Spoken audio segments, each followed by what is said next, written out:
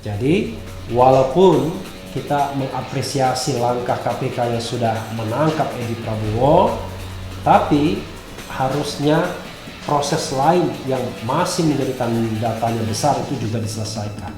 Salah satunya Harun Masiku.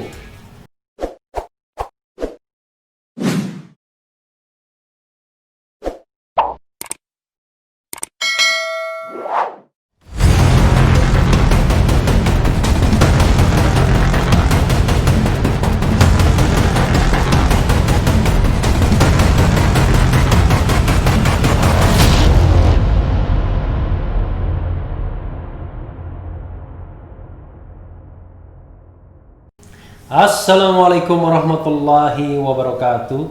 Sobat RH sekalian, jumpa lagi kita di channel yang keren ini, keren cadas.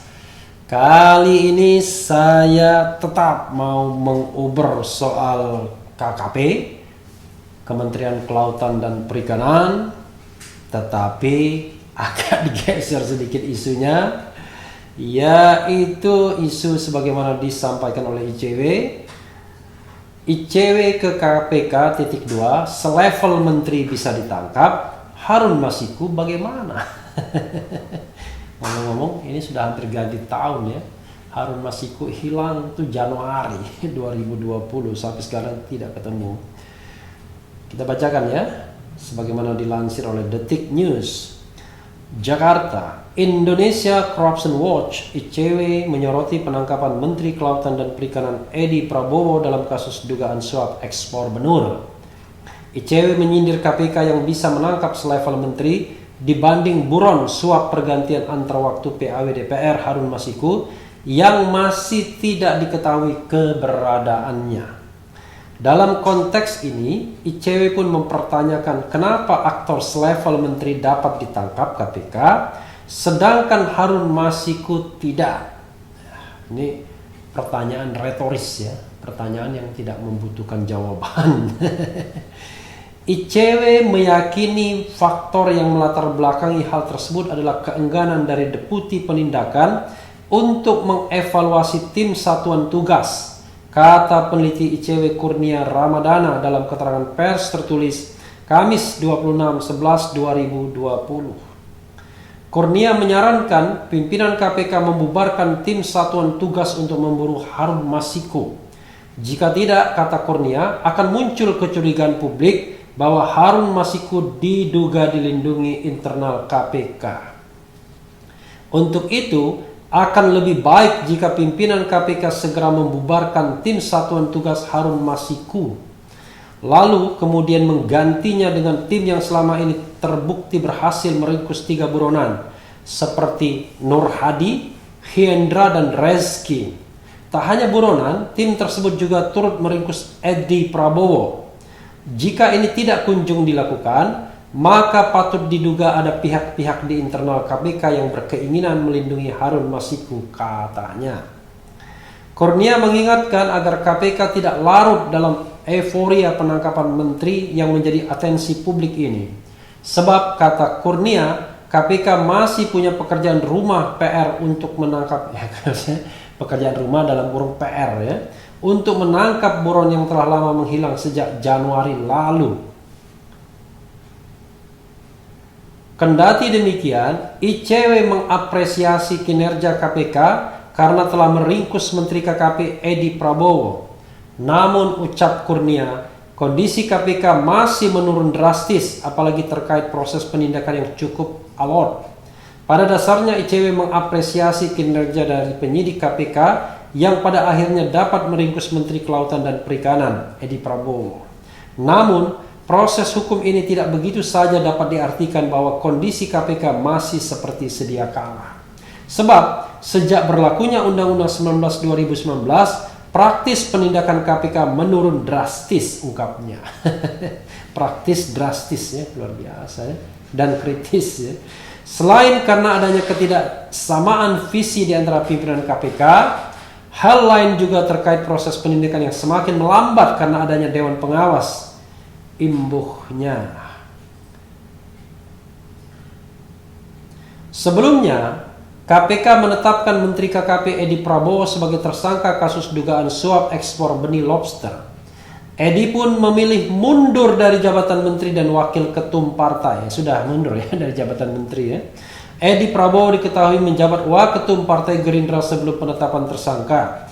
Edi Prabowo meminta maaf ke sejumlah pihak termasuk ke Partai Gerindra. Saya mohon maaf kepada seluruh keluarga besar partai saya. Saya dengan ini akan mengundurkan diri sebagai wakil ketua umum, kata Edi kepada wartawan di gedung KPK Jakarta, Kamis 26 November dini hari. Kasus ini berawal dari operasi tangkap tangan OTT terhadap Edi Prabowo. Dalam OTT ini KPK menetapkan 7 tersangka sebagai penerima. 1. Edi Prabowo sebagai Menteri KKP. 2. Safri sebagai staf sus Menteri KKP. 3. Andreau Pribadi Misanta sebagai staf sus Menteri KKP. 4. Siswadi sebagai pengurus PT Aero Citra Cargo. 5. Ainul Fakih sebagai staf istri Menteri KKP. Amiril Mukminin AM. Lalu sebagai pemberi adalah Suharjito SJT. Keenam tersangka penerima disangkakan pasal 12 ayat 1 huruf A atau B atau pasal 11 Undang-Undang Nomor 31 Tahun 1999 sebagaimana telah diubah dengan Undang-Undang Nomor 20 Tahun 2001 tentang pemberantasan tindak pidana korupsi junto pasal 55 ayat 1 ke 1 KUHP. Sedangkan tersangka pemberi disangkakan pasal 5 ayat 1 huruf A atau B atau pasal 13 Undang-Undang Nomor 31 Tahun 1999 sebagaimana telah diubah dengan Undang-Undang Nomor 20 Tahun 2001 tentang pemberantasan tindak pidana korupsi. Ya, sobat RH sekalian, itu yang menjadi keprihatinan kita semua. Mungkin tidak juga kita semua ya. Karena kenapa seorang Harun Masiku tidak bisa ditangkap? Padahal kelasnya cuma mantan caleg saja. Mantan caleg ya, yang berusaha menjadi anggota DPR dengan cara mengutak-atik peraturan, mengajukannya dalam sebuah prosedur hukum, menghubungi komisioner KPK yang akhirnya juga jadi tersangka Wahyu Setiawan.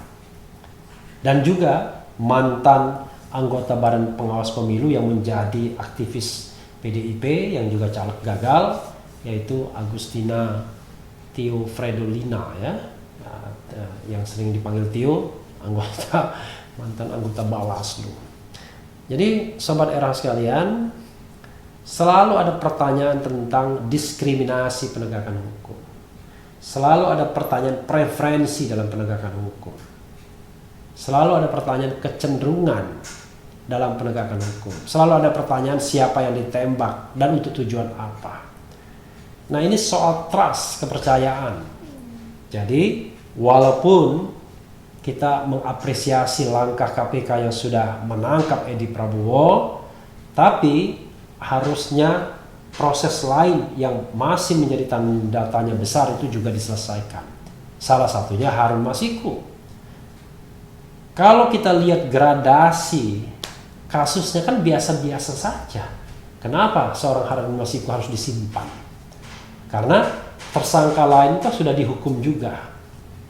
Ya, tersangka penyuapan kepada komisioner KPU Wahyu Setiawan.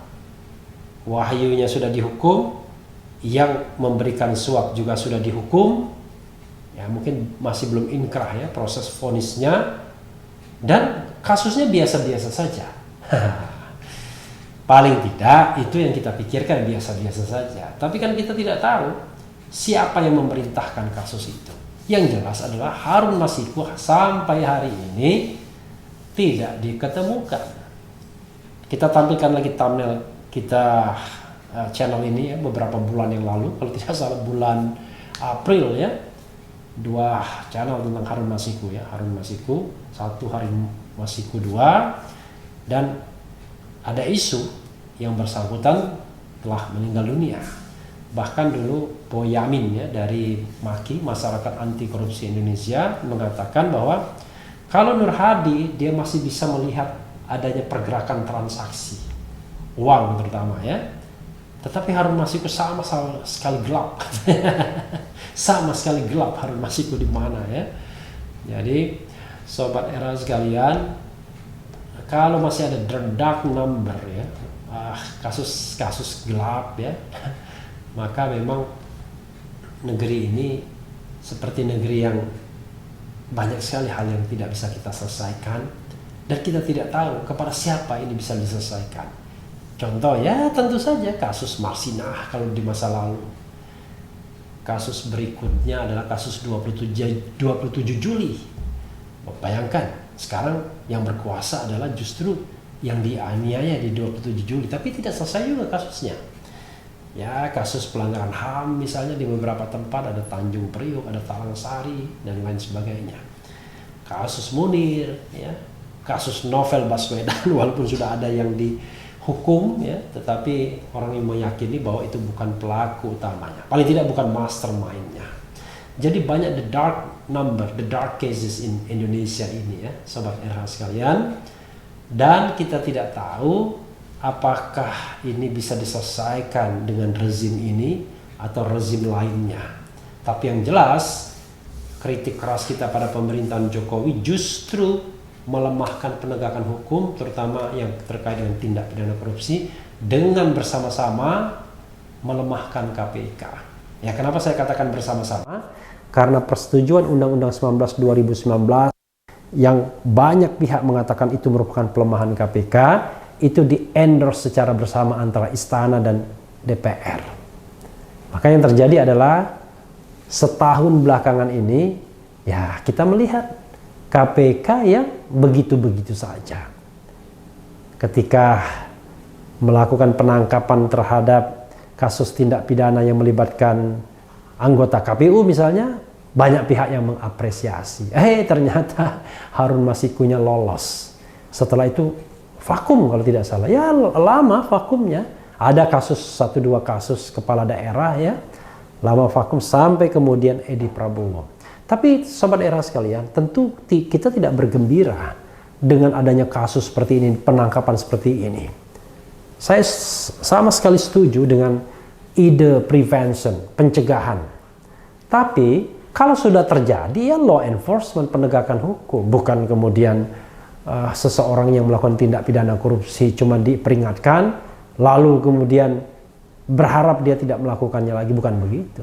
Karena rupanya banyak pihak yang tidak takut dengan melakukan tindak pidana korupsi, apalagi kalau uang itu uang besar. Karena barangkali saja itu jaminan untuk tetap survive walaupun nanti badan terkurung di penjara begitu ya. Tapi dengan kemampuan finansial yang masih kuat, maka segala sesuatu masih bisa aman. Mungkin begitu cara berpikirnya. Sobat era sekalian, saya tidak tahu siapa dan kapan ada sebuah pemerintahan yang serius untuk memberantas korupsi di Republik Indonesia ini. Indikatornya sederhana, berkali-kali saya katakan, negara kita masih skornya 40 IPK-nya, indeks persepsi korupsinya naiknya cuma 1-2 poin saja setiap tahun. Itu menunjukkan tidak ada lompatan apa-apa dalam pemberantasan korupsi, padahal ini adalah amanat reformasi. Ini adalah raison d'être, alasan kita melakukan reformasi dalam menumbangkan pemerintahan otoriter Orde Baru yang dipimpin Soeharto. Mudah-mudahan pemimpin-pemimpin berikutnya jauh lebih punya komitmen untuk pemberantasan korupsi. Yang penting tetap di channel ini, karena di channel ini Anda akan dirayu, ditipu, dibaperin, dicecat, diuber pula di jalur khusus. Karena channel ini adalah channel yang mengancam, memeras, dan membenci. Jangan lupa subscribe, like, comment, and share. Cheers.